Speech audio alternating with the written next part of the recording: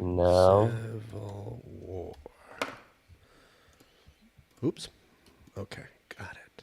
And I'm recording beeps and boops. Figure out how to get you guys into it. Oh, I need to pull you out if we're going to do that. We're now streaming, ladies and gentlemen, No!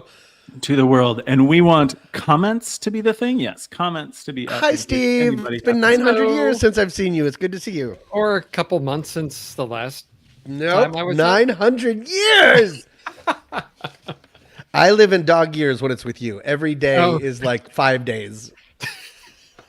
It's terrible. Every day is a winding road. Every day's a winding road. Yes. Feel I get a little bit closer. I get a little bit closer. Yeah. Woo! All right. Do I Right. sound right? I think so. Okay. Maybe. Yeah. No, you sound. Too- you sound too clear. loud? No, you sound good. Yeah, you sound accurate. Okay. Here, try this. This is how low my voice can go. How did that sound? Not low enough. Do you want me to do that on the podcast? You cue me, JJ, when you do this. That'll be my cue to go, this is how low my voice can go. That means never do this, is what you're saying. I'm just saying, be careful with your pointer. You got a lot of power in those digits, my man. Okie doke. Is there anything that we need to talk about ahead of time? We are already streaming and recording. So do you guys want to chat about anything before we get into it? I don't think so. Are we all coming in? I just saw it.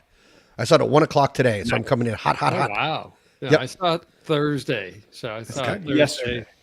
So we lined them up and knocked them Yeah. down. All right. Have you guys seen other Alex Garland movies? Only Ex Machina. Got it. Okay. Oh, what? Yeah, no, I've seen, I guess, all of Did you see them. Men? If you Oh, were yeah. not going to see one, it would be Men. No, I Because saw Devs, Men, Annihilation, Ex Yep. Machina. I think that. Devs was cool. I have seen Annihilation too. Sorry, Yeah. that is a thing. I forgot about that one. Yeah. Stop. Okay, are you ready? Guys, let's podcast. All right, if we must. The Film Board gathers. The Gang of Thugs is here to take on a movie currently in theaters, and this month we're taking sides in Alex Garland's latest take on the Electoral College, Civil War. Welcome, everyone, to this potentially polarizing production of The Film Board. I'm going to introduce you to our hosts today, and I want each of them to tell in clear English, no accents, no stumbling. Where are you from, Tommy Metz? Hello. Well, I already blew it. Hi, my name is Tommy Metz. I was born in where this movie, very close to where this movie ends up. I was born in Vienna, Virginia, close to Washington, D.C., and then I moved to Boulder, Colorado, and did most of my growing up there. Excellent. And you, Steve Sarmento? Yes, I am originally from Illinois, north suburbs of Chicago, and since leaving there, have been out here in Phoenix, Arizona. The real See, that's American. what I'm talking about. Real Americans. Yep. Yes. That, along with many other cringy things, are happening in this movie that makes for fantastic conversation. And that's especially why I'm happy to be here talking with you guys about today. Let's start with your opening thoughts about what you thought about Civil War. First person to see it was Steve. So, Steve, how'd you feel about it? I very much enjoyed this movie. I had a feeling from the trailer that this was not going to be a traditional war movie or story, that we were going to have something different with these journalists. So I was expecting something like a road movie journey type of movie. So I went in still not knowing exactly what to expect, but really enjoyed this this road trip with this group of individuals. So I thoroughly enjoyed this. Interesting. Very good. Very good. Tommy, what were your thoughts? I'm a big Alex Garland fan, the director. I've loved all of his movies, save one, but even that one, his latest one, Men, was still beautiful, and I still respected it. It was just hard to enjoy, especially the last 20 minutes, spoiler alert. But this movie I was very excited for and had quite a bit of anxiety about going into it because I was afraid it was going to really be into politics. We can get into how it sort of involves politics and does a fair job skating around actual politics. But my overall thought, I'm sorry, JJ, I loved it. Okay. Well, no, but this is great. And Yeah. I actually didn't introduce myself. So I should say, these guys know me. Yes. JJ here. This is JJ. I am glad that you guys. Did you say where you're from? Oh, I grew up in Minnesota. We're real Americans. I Yep. hate that term. I don't even want to use it anymore. I was doing it to just talk about the movie, but Sure. that's, anyway. I am from Minnesota. I grew up in a suburb of Minneapolis and was born in the city. But I think it's good that you guys liked it and that you enjoyed it, because for me, one of the things we talk about on the show a lot of times is we will say something like, I didn't like the movie, but I'm really glad it exists, or I'm really happy they made it, I Sure. respect it. Right? These are things we talk about on the film. I just said that about the movie Men. Right, there you go. Yeah. Yes. So for me, this movie is different than that, in that I know it's a really good movie. I know it is executed fantastically. I think it's wonderful in terms of it being a film that should be seen. My problem is I don't know if I'm happy that it was made. I think I'm very angry about the fact that this piece of art exists, and I don't know why. And so when we get later and we start talking about our rankings and reviews and stuff, I have a rating for it, and then I don't know if I like it or not, because there are lots of things about this movie that anger me, both on the execution side and on the conceptual side. So I'm excited to talk to you guys about it. And I think Great. the key thing really is the conversation. And I think it is impossible to say that this movie does not deserve conversation. And that's something that is, if you look at anything from this weekend, Tommy and I were doing this exercise just earlier this week. It is impossible to get something about another movie that is anything close to Civil War, because everything is out there about this movie right now. All the hype, all the discussion is about this. So I'm really glad we're talking about it one way or another. So let's first start with the summary here. This is, I think, this is typed up. It's not my writing, but I want to read it so that we can give people a clue about what's going on here. It says, in a future dystopian United States under the dictatorship of a third-term president, a civil war rages. Veteran photojournalist Lee Smith, alongside her colleague Joel and her mentor Sammy, embark on a perilous journey to Washington, D.C. to interview the president. Along the way, they rescue Jesse, an aspiring war photographer, from a suicide bombing in New York City. The group faces frontline combat, encounters with ultra-nationalist militias, and personal tragedies. After witnessing and experiencing violence and loss, including the deaths of their colleagues and Lee herself, whoa, spoiler alert in the summary, they reach the White House, where the rebel Western forces capture and execute the president. Jesse, transformed by her experiences, captures these critical moments on camera, documenting the fall of the dystopian regime. Okay, I didn't write that summary, but that is way more than a summary right there.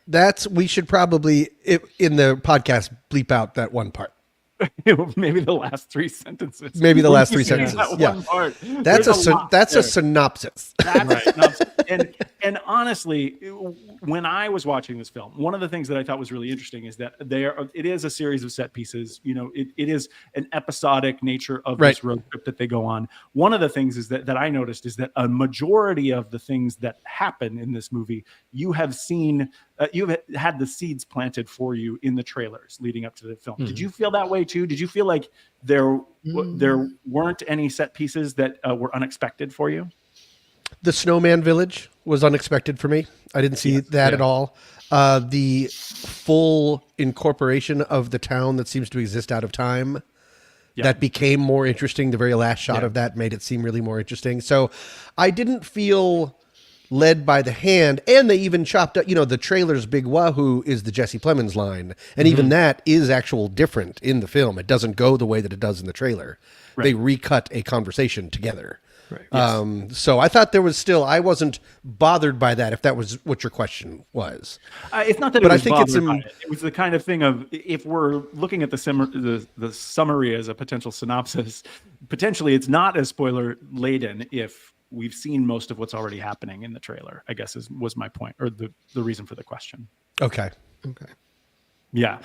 For me, in watching it, there wasn't a whole lot that took me by surprise. I do think the Winter Wonderland neighborhood is interesting and potentially the key good part of the film for me. But in what I was watching here, if we just talk about the journalistic concepts of coverage and treatment. So I come to this movie from a really interesting perspective, being that I was in the TV news business for 14 years.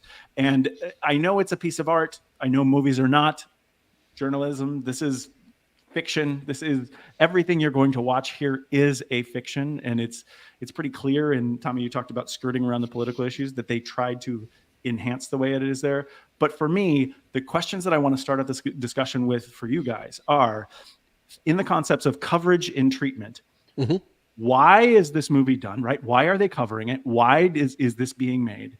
And why do they treat it the way it is? Because for me, in most films, I get a sense of understanding the artist's idea of why they want to make it or what the message is. For me, this piece of art left me very confused at why this, why now, which is a lot of the question a lot of people are asking, and why the choices that were made here. So maybe let's start with Steve again. What was your idea in when you see this movie? Why is this movie made? And how do you feel about the way that they treated the concepts that are in the movie? Oh, why is anything made? Because it's Hollywood and to make money, right? I mean, do you think that's no? I mean, well, ultimately, yes, the studio needs to make money. But what was the creative impetus behind telling this particular story? Yes. And I think that's an interesting question to ask. And I know in the press, a lot of people have asked Alex Garland, like, what we want to know what's going on. Why would California and Texas get together? And he said, that's the question you need to ask yourself. I'm not going to give you that answer, but what would have to happen in this country for those two, politically opposite entities to get together to fight against a common force? The enemy of my enemy is my ally type of thing.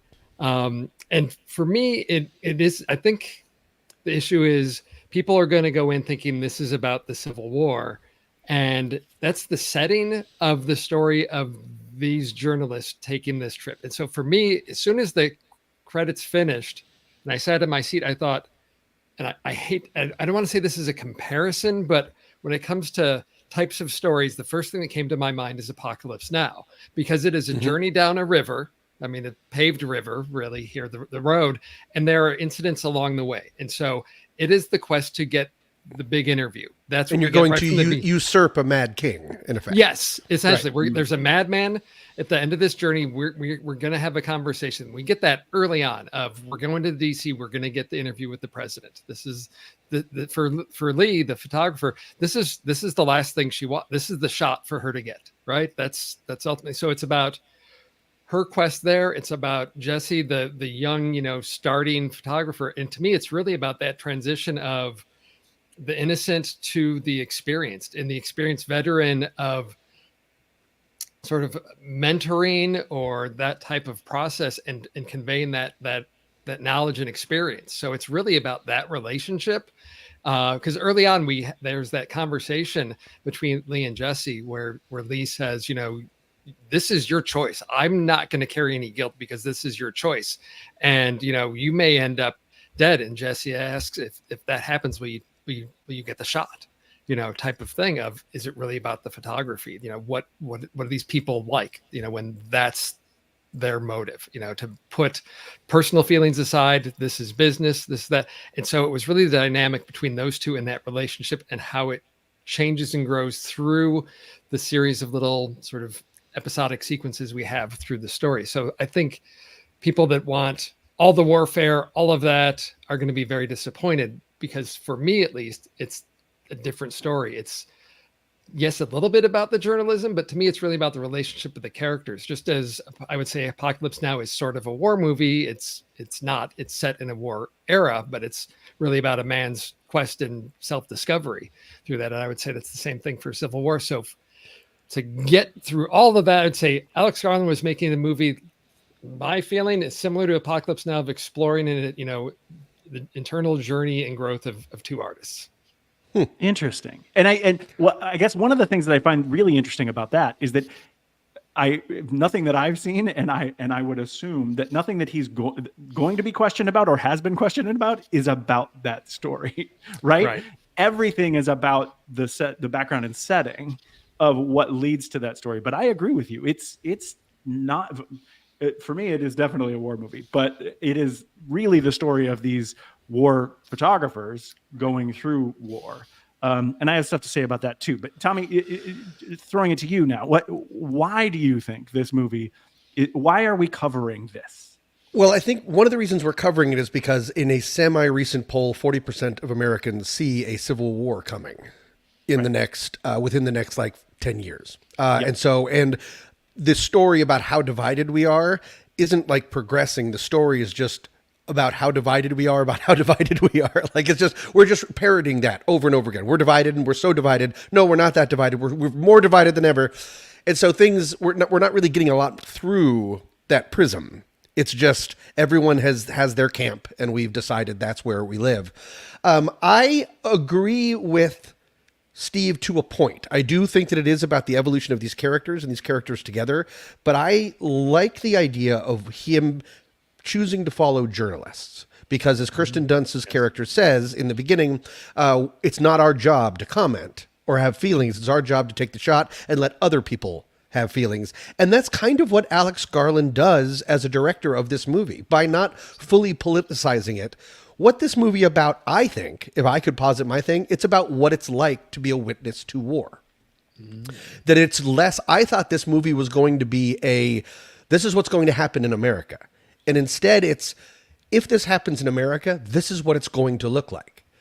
It's going to look like scenes in Apocalypse Now. It's going to look like all of these weird episodic parts of people losing track of their orders, people defying orders, people's base nature coming up and taking over, a mix of chaos with absolute control, all of these things that instead of saying that it was red versus blue, it was a fascist against the country that potentially you could say left behind. And so witnessing war, you see what has happened to Kirsten Dunst, and you see what is happening to I don't know anyone's names because I'm dumb, but the young up and coming photographer, how she's changing. But all of that is less about each other, I think, and more witnessing what is happening, how that changes you.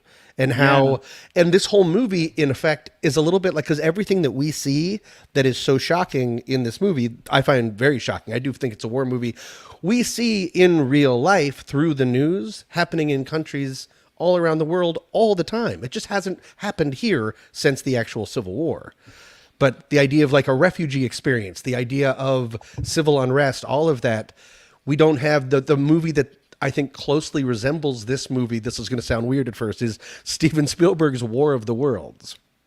Because War of the Worlds, once everything starts to fall apart, it becomes the American refugee experience. The cities aren't safe, and so it's people going through, and that's just something we haven't had to go through fully as a nation for a really long time. So that was over talking, my apology, but that's what I think. That's why I think why he chose journalism is a real strength of the movie, it turns out.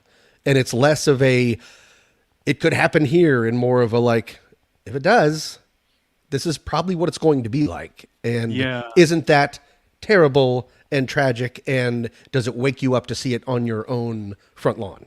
See, so the problem for me, like, I don't disagree with those things. And I feel like that might be the aim in what's there. But I definitely don't gather. I can't be certain is basically how I feel because of the reason that for me, the experience of watching this movie was a lot like watching Saving Private Ryan, in that I got very early on, I shouldn't say very early on here, but I got desensitized to the violence. And maybe that is by nature exactly what's happening here too, in that as these journalists are running through all of this area, like everything just kind of feels like war, and everything just feels dangerous and harrowing. And I don't have the emotional connection at the end of the film because I had given up on it. Not the film, on the emotional connection to what was going on because of all of the war that I experienced there. And maybe that is just another experience of war. I think that's what happened to Kirsten Dunst until it becomes personalized. She's deadened and war-torn throughout the movie until it, in effect, she sees a death happen on her emotional front lawn. I'm going to stop saying front lawn. And then it's like she wakes up to the horrors of war again. It's reinvigorated for her.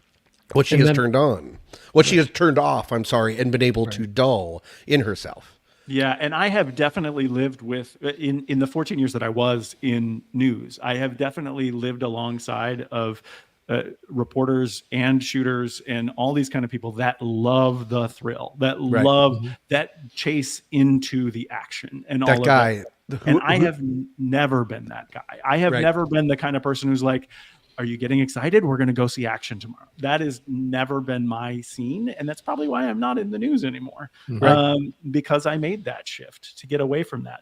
One of the other things, so I just mentioned the concept of shooters. One of the things that made me really angry about in this movie is because the central aspect of this is about journalism, that from my experience, and this is a long time ago when I was in the news, I think I stopped being a reporter in 2010. I stopped being a shooter, a photojournalist. Are we allowed to say camera shooter? operator. Do you want to This bring is that my up? point. Yeah. The dialogue in the film is not the way that people in the journalism industry talk about themselves.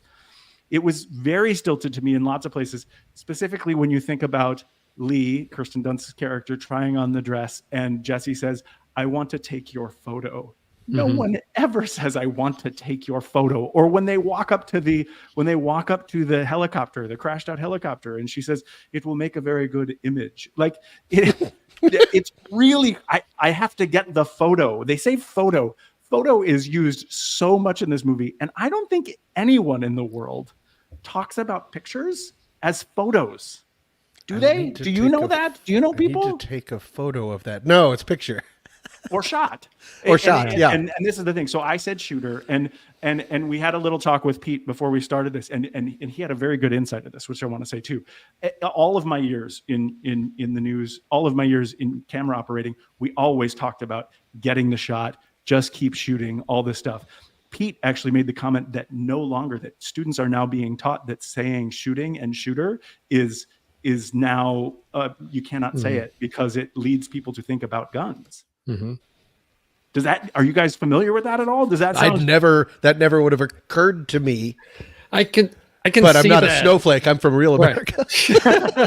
No, that as culture changes, our language needs to change about some of those things because of things exactly like that, because of mixed messaging, because of that phrase can be very upsetting to people or miscommunicating what's going on with that. So I can see that happening, but I get your point as well of there's the industry lingo, and then there's how do we get that out to the general public that aren't living and embedded in that culture of that photojournalist, make it seem real. And I think that's a challenge with any vocation that we're going to be in a movie of. The insiders are going to be like, that's not quite accurate, but people outside would say, oh, that felt real.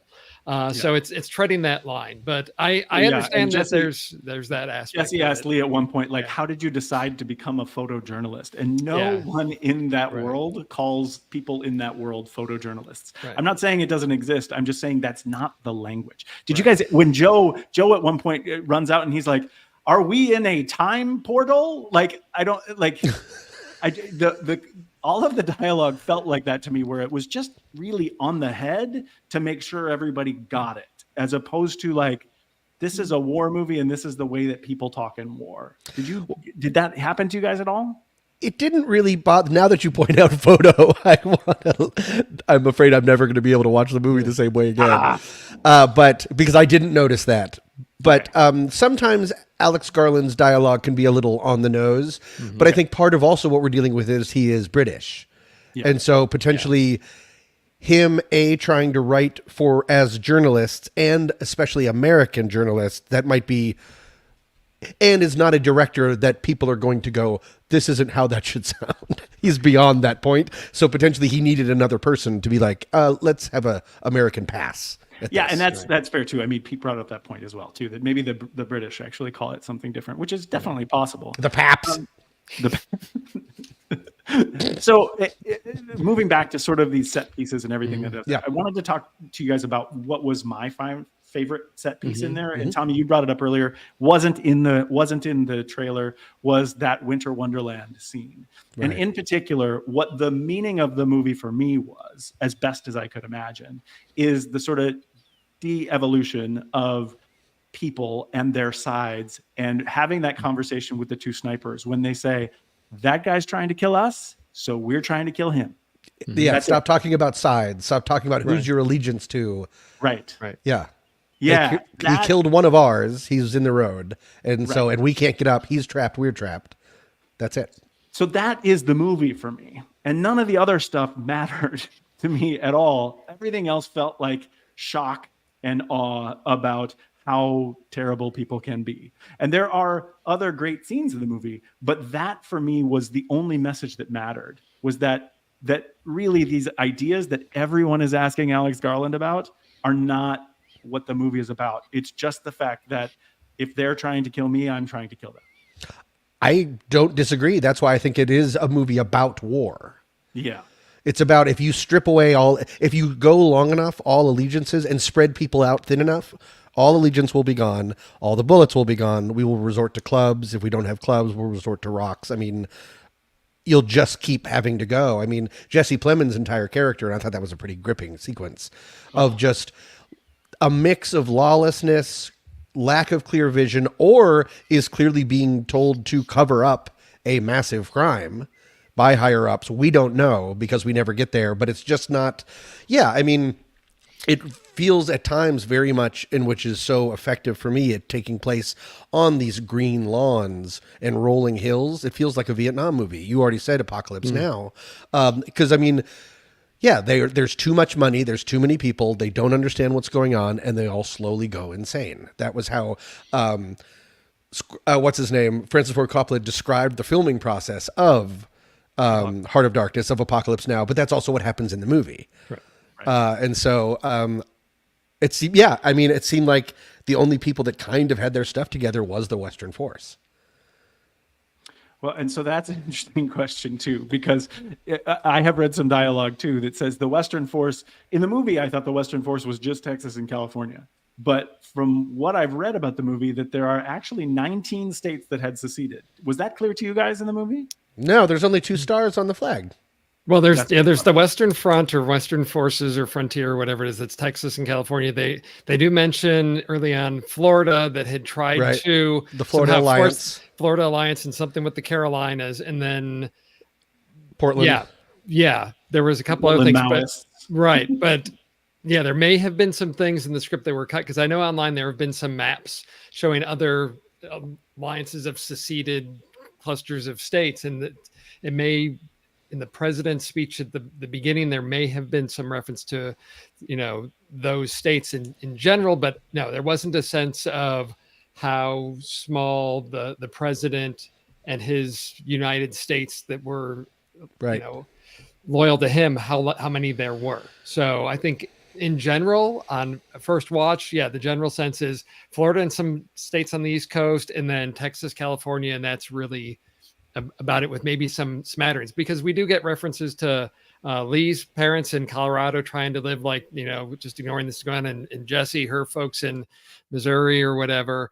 So we get a sense that there are some states that have sort of just abstained from taking sides at all, to the extent that we get that represented in that small town of, we just feel it's just best to stay out. And so I don't know how many states have sort of decided, let's opt out of this nonsense to the best of our ability.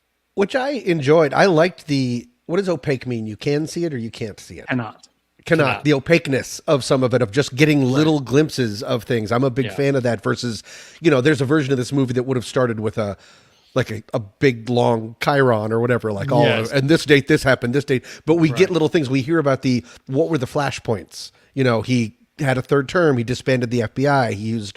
He bombed his own cities. The Antifa massacre of blankety blank, which would have been a huge spark. He was killing journalists on site. You can see how, like any regime, it just started to keep falling apart and keep falling apart. In that way, I don't dislike that either, Tommy. Yeah. But in that way, it reminded me of that Netflix movie that came out just recently, Leave the World Behind, where you just know that a whole bunch of dramatic things are happening on a massive scale, and you don't know anything except for you as the characters are experiencing it. I didn't super love that movie, but I think it's interesting that right now, if we talk about why this movie is made for us as the audience, and I don't mean just the three of us, I mean the audience as a whole, is this a collective understanding of the way that we feel in global politics right now, in that there's a bunch of dramatic stuff happening and we're just experiencing that dramatic stuff, but we don't know why? Oh, You're saying that the opaqueness is actually baked in for a real reason. yeah.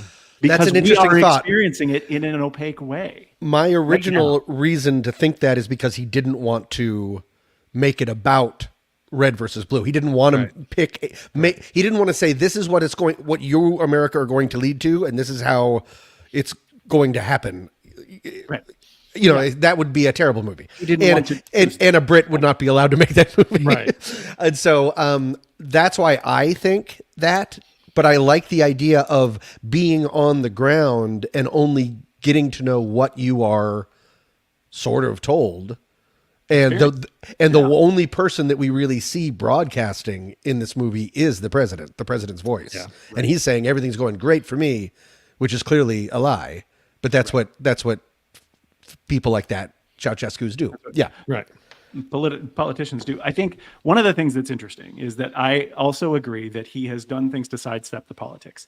But in a lot of the commentary that I've seen about this, and I kind of agree with this, the politics are impossible to ignore, in that two key things happen to our main characters in this. That is that they are told that journalists are shot on sight in Washington, D.C. And it is very clear by the end of the movie that the journalists are completely aligned with the Western forces.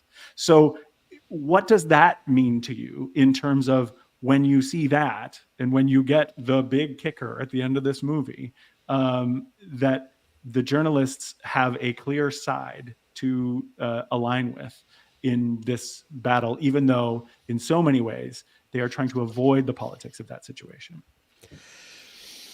I guess my immediate thought, and then I'll let Steve talk because he's smarter than I am. My immediate thought is we have gone beyond sides, again, red and blue. He is clearly a fascist. He has gotten rid of everything that we try to hold dear in America. So it's not really about that anymore. We've lost. It's almost like the rest of America against him and his goons. It's like the last brick and mortars of that sort of movement. So that's why I think it's a little bit different. You're siding with the part that still wants America to look like America again, with 2-term presidents and an FBI and not shooting people on sight. That stuff is my initial thought. Yeah, I would agree with Tommy on that. I think that the journalists do have an interesting, neutral stance that they're supposed to be taking, as we're here to comment on, we're supposed to report on. But I think in any conflict, just our own personal morals will have us favor one side over the other, who we feel is right in this conflict. And we get a sense of that even in the conversation in the car, when it's like, when you get there, what question are you going to ask? Are you going to ask this question? No, I'm not going to give him a softball. I'm going to, what about this? What about, okay, that's the question. That was kind of a clever way to do expository what's happened in the past. I thought it was kind of clever. Yes. And so it gives us a sense of how to hold. I think any journalist, and again, JJ, you can speak to this, in a good interview, whichever side person you have, you want to call them out on the tough questions. You want to challenge them. So I get a sense of, this is part of the function of this group to get there, is we want to ask them the tough questions because there's no one there to ask him that. And I see that as sort of the purpose of the journey, because he's been killing journalists on sight. If we can get in there in these last days when he's on his way out, we've got a reason to hold his feet to the fire to ask him some tough questions. And that's why I take as sort of their driving motivation in this, of that's the big get for them, which is why we get that moment of they get there, it's too late. They're already, storming. And so it's that sense of, oh no, we lost that opportunity. I'm like, no, we still got time. I can see the deception that's coming, the twists that are coming, that we'll get there. But I think that's where I felt along for the ride with them. So I didn't get as meta, I think, as you are about some of this with the journalism. I was willing to just go along with what the pieces I was given, to say, okay, what is it that they want? I think it's that audience surrogate role, right? Of, it's clear there's got to be bad guys in this, and so we're fed that. So we know they're not truly objective and neutral in this role. And alongside that idea, if he's just killing journalists, then they can't interview the other side normally. There's no one else to tag along with. Maybe a missed opportunity that I'm glad is not in this movie, because that would have driven my anxiety through the roof, is there a news system that is okay, that is on the American side versus the Western forces side, American in quotes, like I don't need to, like a Newsmax or something, like a state-sponsored kind of propaganda, a thing. And I didn't get that feeling because it felt like all of the stuff was just coming from the White House's core. Right. That would have been an interesting way to go about of really up the propaganda angle, but that would have made it so much more distressing for me. Yeah, well, the distress is something that I'm grappling with in this movie too. And that's something that I want to talk about as well, in that, because Tommy, in what you said before that all that was left in DC, or you didn't say these words exactly, but what was left in DC is the president and his goons, right? And very clearly Garland's not trying to take sides, not trying to take political sides here. But what we see in the final sequence of the film is the Western forces storming the White House and killing multiple Secret Service agents who are potentially his goons, but who are also doing what their job is, to protect the president no matter what, regardless of their political affiliation. And so we see this. We see what happens in a civil war. So for me, and I try to avoid this feeling all the time, but in this movie, I was not able to, about how potentially dangerous it is to say that it is okay to storm a government building if you believe you are in the right in a post-January 6th world. Because, especially because Alex Garland skirts around the politics here, I hate this term too, but both sides are going to feel completely justified in doing the kinds of things that happened on January 6th. So I'm literally scared by this movie and what it means to our, the political discourse for our country right now.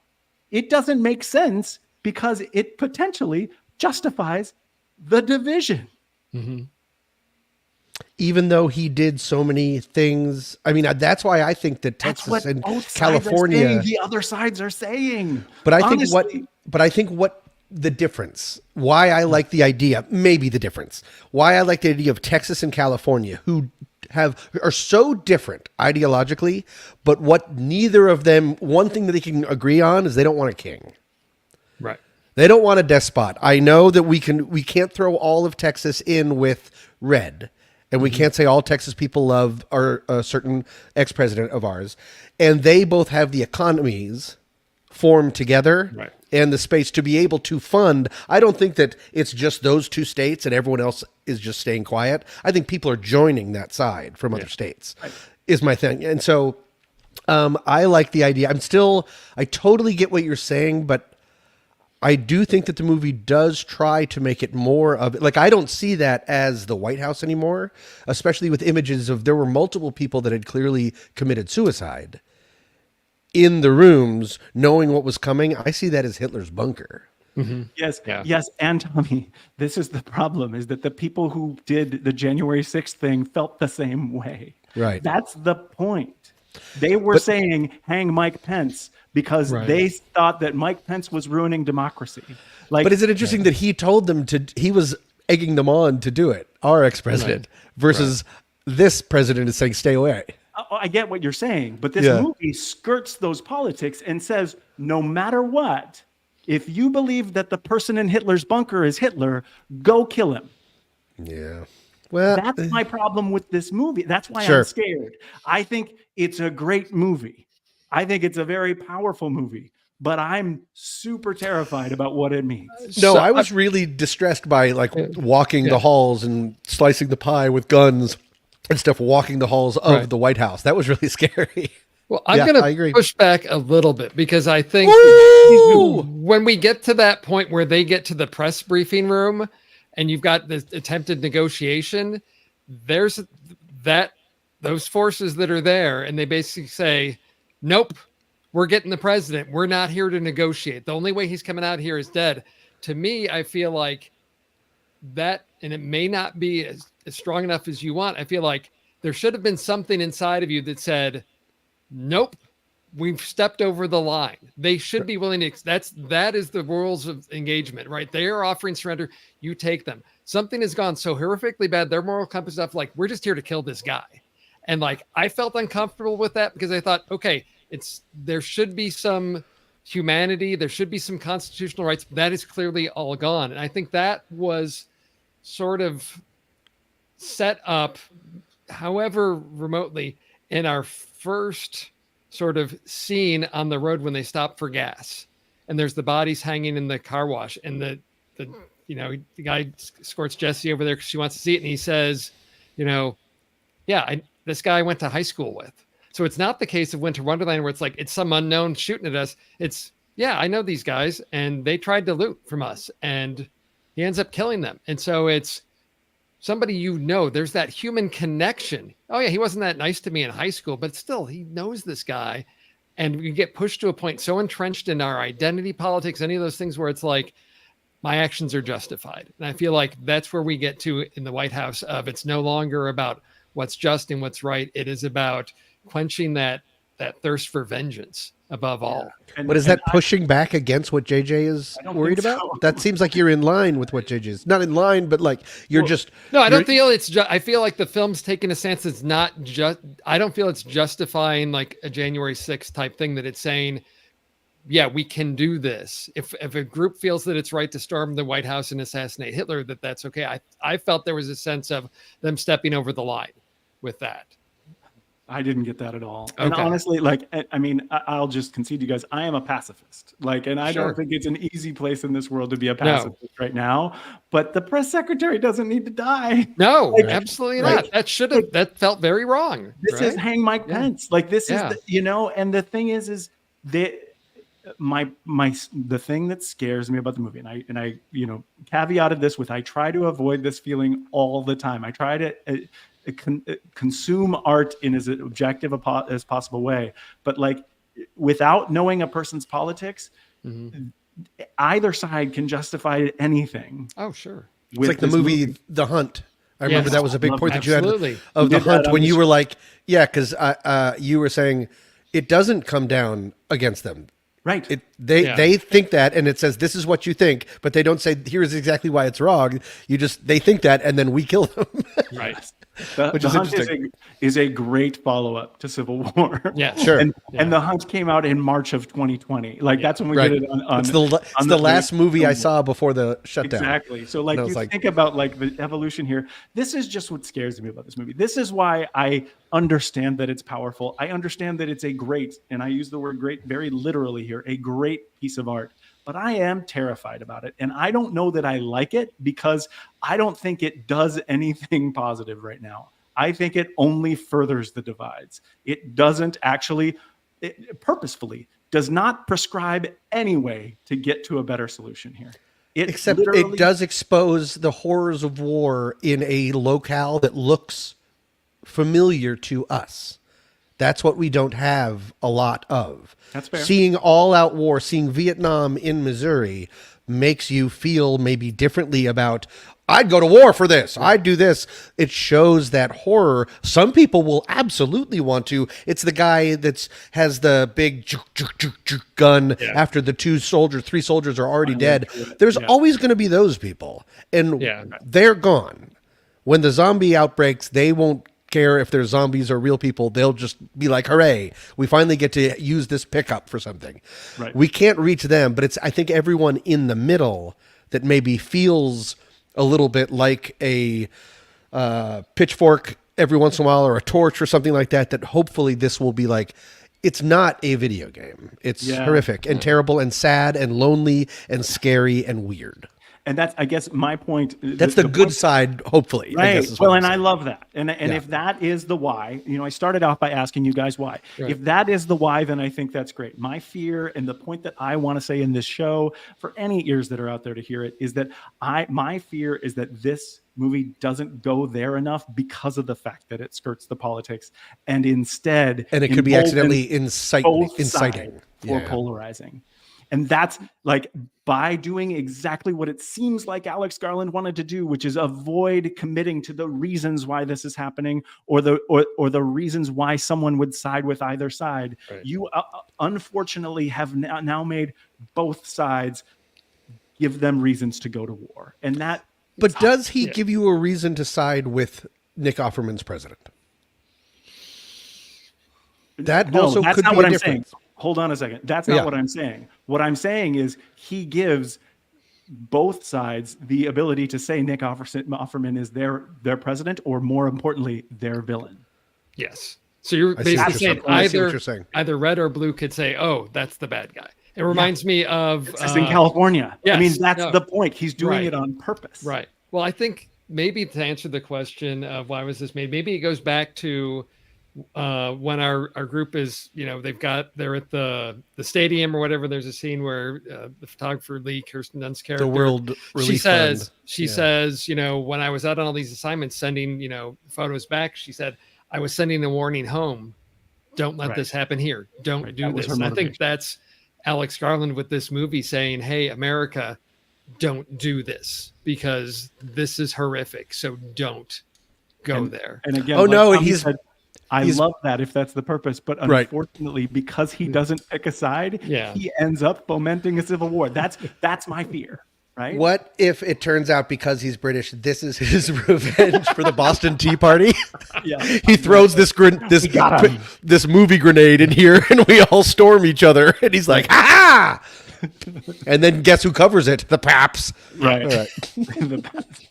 Okay, let's transition here quickly. There's so much to talk about with this movie, and Yeah. I'm actually glad that we all have these kind of different feelings about Sure. it, because I think this conversation needs to be had out in the world. I don't know if we're going to get there because I think people are so entrenched on their sides. Yeah. But again, like I said, I'm a pacifist. I don't want any of this to happen. So And I don't want you to feel alone or overly sensitive, JJ. When I saw Joker, which is so less provocative than this movie, when I first saw Joker, I was like, this is a dangerous movie right now. Yes. At the end, when it's all, and then I was like, oh, it's probably all in his head. They weren't like all rioting and stuff like that. I don't know. It looks like in the trailer for Folie à Deux, potentially it did all happen, but we don't know. But either way, that was the Joker, and I was like, "Ugh, not right now, guys." So I understand your feelings about this movie. Well, and I still haven't seen Joker for that reason, because again, knowing the difference between good and evil is kind of important. We need to have agreement on that for us to participate actively in the world. And I understand artists that want to say that there isn't a lot of clarity about that. And I understand, but potentially humanizing people that we have seen as villains historically can have negative consequences. And again, I hate this. I hate this opinion. I try to fight this opinion in myself all the time, and I'm terrified. Let's put it at that. So No, anyway, we have to honor both sides, JJ. right. Go back to Charlottesville. It's the front lines of the battle. Yeah. Okay. Anyway, it's so great that they picked Charlottesville too. Yeah. For the historic significance there. So Right. in terms of the performances, Nick Offerman is listed first. I think it's just because he's first on camera. I don't know that there's anything to say about what he did here. I think he represents He was a neat pick. what he's supposed to do. Yeah. Right. Yeah. Are there any other performances that you guys want to talk about here? I thought Kirsten Dunst was wonderful. I was very satisfied with what she did. Yes, absolutely. So believable. And I like that that she was game and they were so game to not dress her up at all. She's very utilitarian. Does that mean like dress just for the job? Yeah. I don't know. I'm just Sure. throwing out words for the first time. Why not do it on a podcast? Opaque and utilitarian. Yeah, I mean, I like that. It's very in a movie that is pristinely shot. Right. She is decidedly not made up and not made to look flattering at all, but that makes her so believable because I think she's one of the most beautiful actresses and such a great actress. Yes. I think she's outstanding. I thought her deadness played great. Her anger played great. Her freak out at the end was stunning. Perfect. And then her return to form was outstanding. And I really loved everybody in this movie. I thought everybody was pitch perfect. And the young girl I know from younger girl I know from Bad Times at the El Royale, which was my favorite movie of that year. She plays a cult survivor of sorts. And I've been following her career because she was really neat in that. And I think she's a star. She looks far younger than 23. She's going to Yes. be able to work young for a long time. She's I one was of those thinking she Jenna was like 16. Ortegas. Yeah. Yes. Yeah. Absolutely. I was shocked. Steve, who was your favorite performance? No, I have to agree with Tommy that Kirsten Dunst was just carrying the weight of the world. I was impressed. I do not recall seeing her in this type of a role where it's that world weariness. Melancholia. I haven't seen that one yet, and that's on my Pretty list much to see. she's that character is suffering from crippling depression, and so it's that pretty much the whole movie. No, it was she carried this movie through, and without that performance, I think the film would have lost its center. She grounded that so well, and I think that everybody. It's such a small ensemble cast, but that the dynamic of that, the four of them in the car, that group together worked really well. And then you get like a Nick Offerman. And at first I thought, oh, is it too distracting? Because everybody else seemed to fade into their characters. But I thought, no, he's going to be a president that's got to be charismatic. So it's got to be somebody that you feel like, oh, it's a familiar face, right? That's what we need. Whereas that's interesting. That's a good point. It needs that familiarity in order to believe that at one point America believed in this person enough to vote him in 3 terms ago. Cool. Yeah. And then, I think everybody, talks about Jesse Plemons and just that, something of being able to fit into something and just in he's a chameleon. Those few moments, just embody that and do it so well. But there's so many, the opening scene of, I'm just looking at this cast of extras and just how I didn't get a sense of, oh, there's CG generated crowds here in this at all. It just felt really real. They're grabbing people, real people. And the fact that at the water, the fight, the water rationing station, is that the scene you're talking about, or is that where we start in the very, that's the suicide bomb and that scene. Yeah. So that just felt, everything from our leads sort of did not stand out. It didn't feel like, oh, a Brad Pitt, Tom Cruise of like, oh, there's these regular people and then the stars. This group casting seemed to just blend in as typical working people. And I think they all carried it well. They are dressed perfectly to that regard. Yeah. And I just want to let you know, Steve, we don't say extras anymore. We call them background. Artists. Yeah.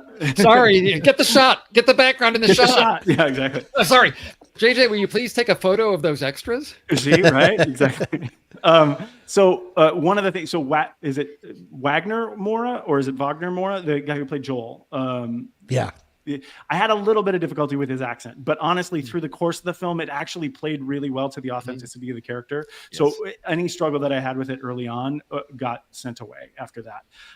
One of the things, Tommy, you said that the film was pristinely shot. There was so much great motion control shots here. There were lots of film work that I loved in this movie, but I have to say that the overhead shot of the mass grave after the climax with the Jesse Plemons character was deeply affecting to me because of the way it was shot and because of the slow pull from Jesse. And then to see, I went with her emotionally. The hair's standing up on my arms right now as I say this. I went with her emotionally, and then to cut and to go outside the pit and to see her scrabbling up, and then with a tilt that brings you into the people grabbing her. It doesn't work for real time. It can't, it's not possible for that, but it's necessary for the shot of the art of the film. And that was awesome to me. In other words, she would be rescued before that, but we need to see all of that to feel what she's feeling. And it's a hell vision. Yeah, it's incredible. So good. To not show the outside of, it seems like she's in a pit of bodies that could go on forever with that speed of getting out of there is, and necessary to the film, which that entire set piece is so intense. And it is, if the things that we've talked about that don't bother you and you want to see the drama of something that could be possible in this world, this is a strong artistic film to actually take you there. And it's neat. At first I was worried about being worried. I was worried that I would be like, oh, I don't want to be mad at the young photographer for being Scrappy-Doo and getting them all in this horrible mix. Right. But we didn't see what happened. Potentially, she kind of saved their lives. In effect, if they were the only car that went through, they all would have been stopped, all would have been brought out, and no saving. If you go through another version of it, you're not like, oh, what a jerk young person making it about herself and getting everyone in trouble. It's really not necessarily, because why did they stop? I'm so glad you said that, because I had not made that connection, and Okay. I would not have made that connection because I was so angry. And Tommy knows this about me, but the whole like being ridiculous and like playing around with pranks in the middle of a super intense situation is something that just angers me as a person. And the fact that they did this felt so much like Deus Ex Machina in this situation, that you are right, Tom. They all would have been caught, and they all would have been dead if they did that. That is the only chance they had for survival. And what a tragedy. Right. Steve, JJ feels this way because I put a whoopee cushion under him on January 6th. Oh, So no, I mean, emotionally, it works so well because we get that tension of there's a car following us. Who is it? Who is it? They're coming up on us fast, and the tension's ratcheting up. And it's like, oh, okay. Then we deflate that. And it's like, it's pressure okay. release, pressure release, pressure release. And then I it never comes released back you up. guys. Where are Honestly. they? Where are they? Where are they? My Where are they? personality, I Oh. never released through the whole thing. I thought it was terrible. Even Yeah. when they're doing it and everybody's happy and laughing, I'm Yeah. like, this sucks. Stop doing that. Right.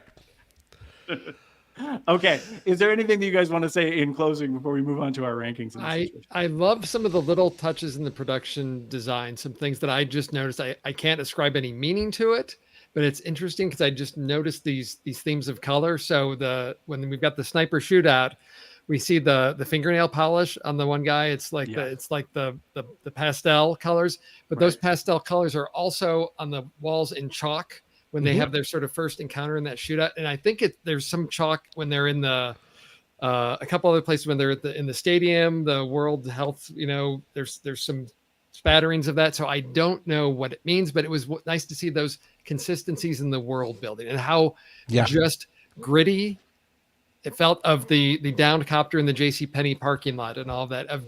It really felt. And in the back of my head, I'm thinking, I don't even want to, assume how much CG work is going on here to make all of this come together, but it just felt so gritty and real. And they just did such a great job of that destruction and the wear. This has been going on for a while.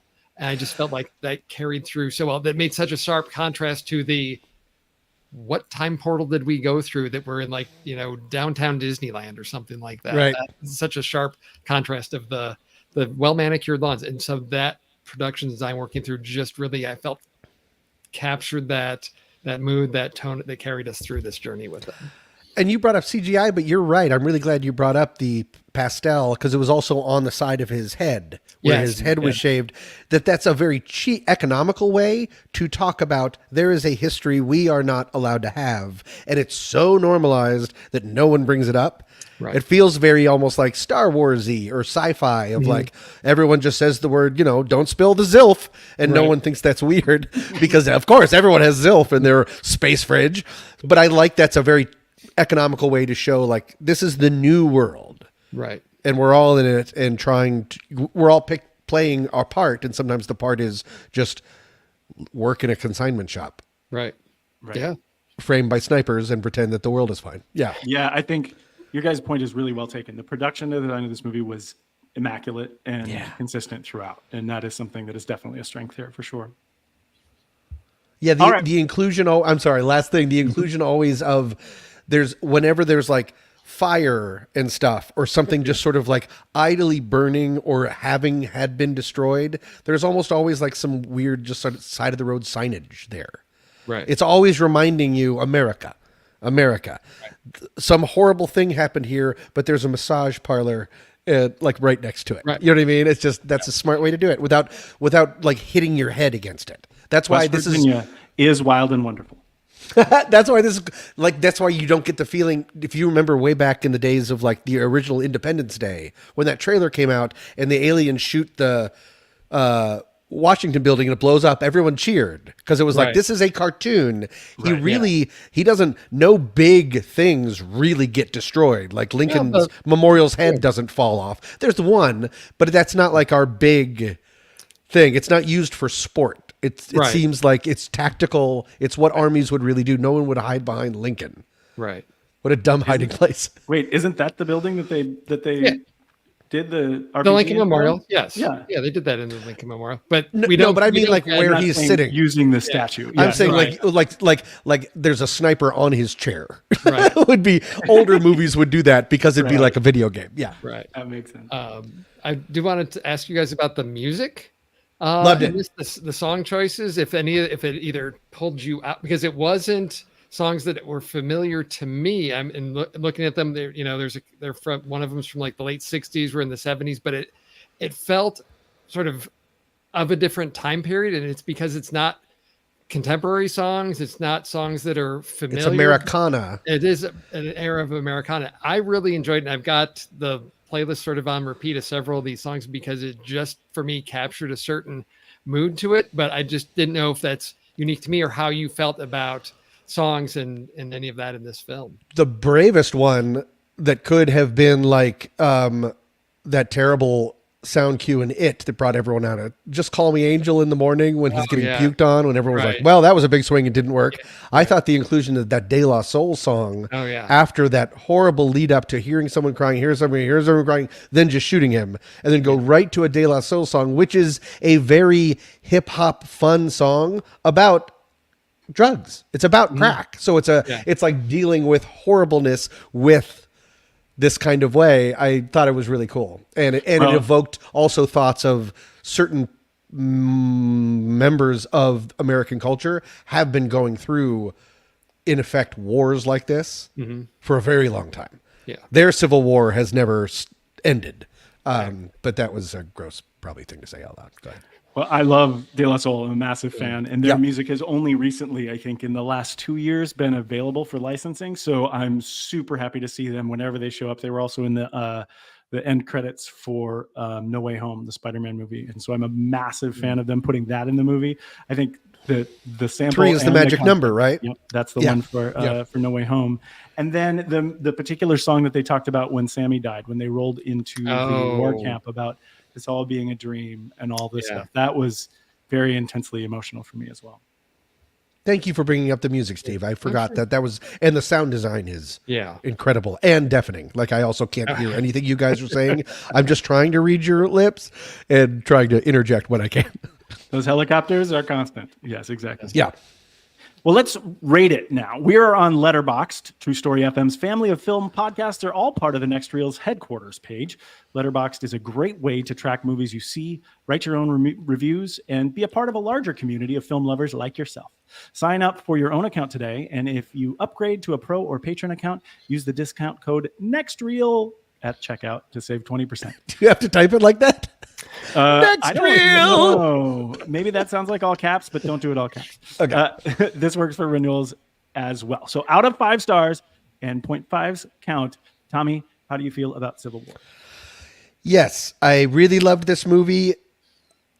I'm grading it weirdly, and maybe this isn't the way to do it, but against other Alex Garland movies in order to inform my score.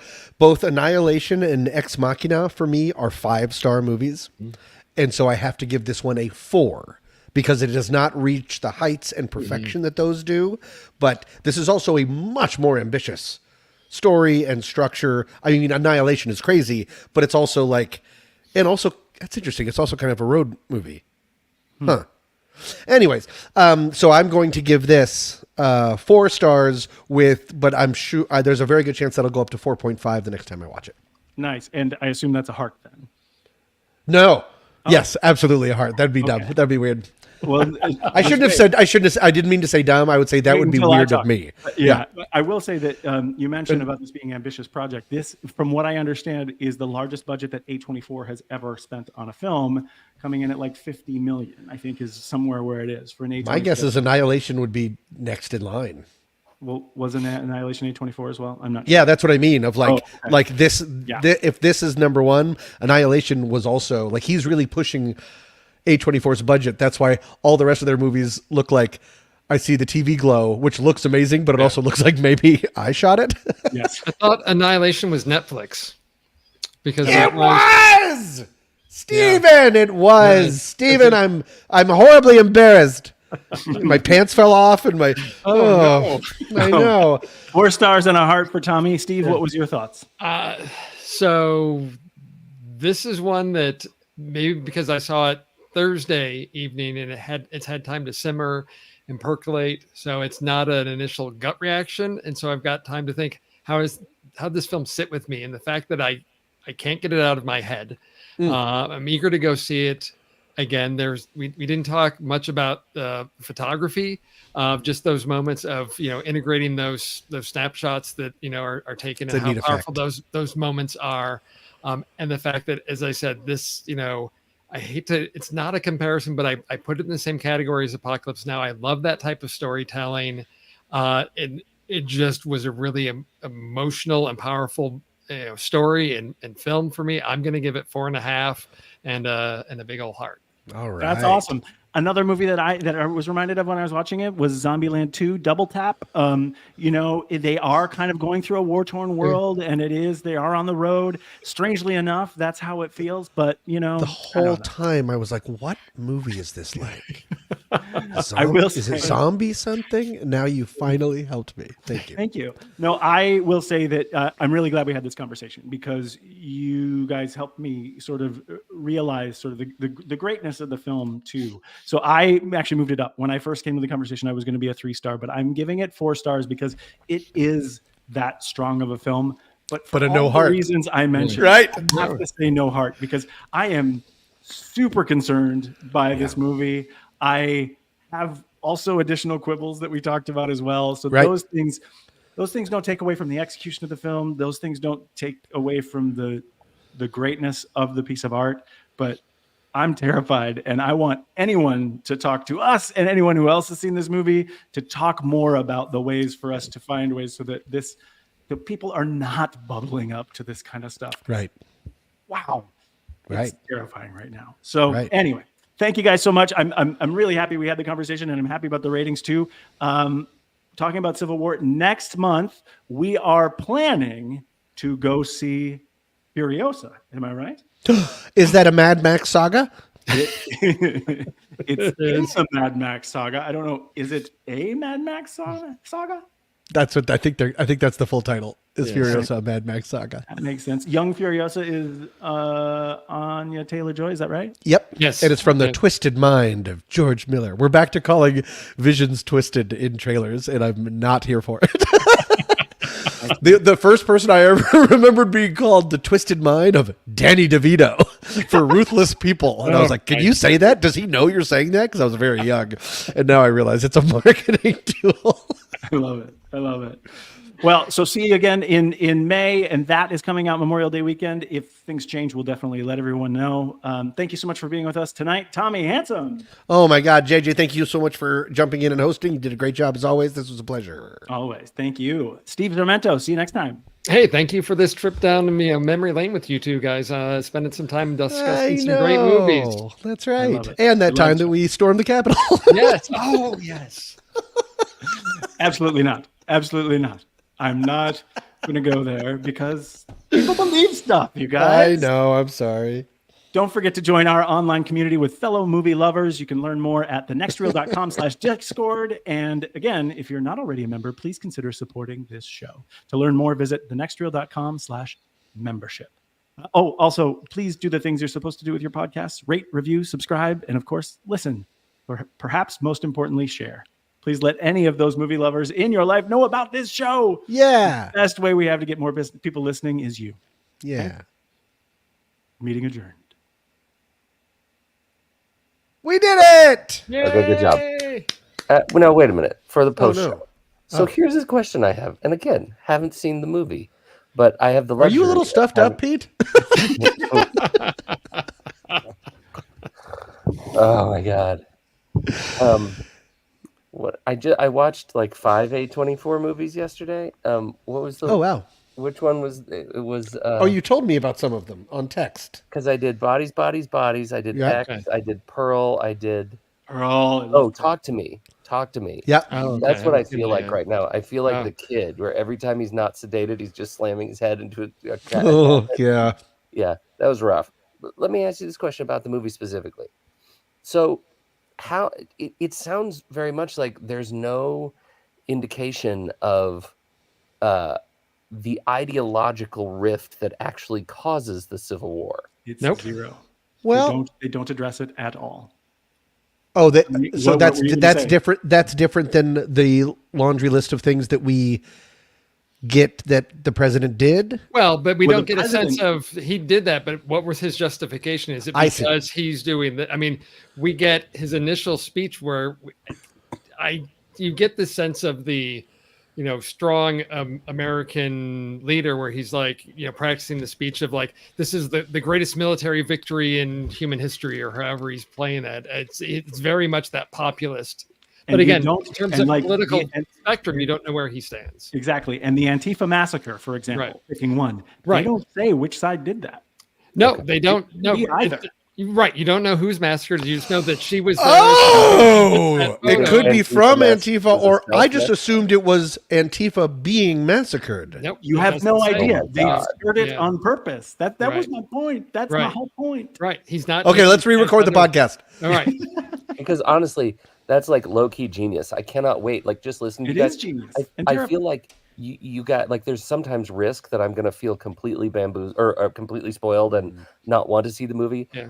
I still don't feel like I truly understand what he's going for. I am so eager to see the movie, That's Alex Garland. Because and I'll did a come good back job. and fight with you it's about not it a later. plot. Yeah. I mean, it's what pissed off Andy so much. I mean, Yeah.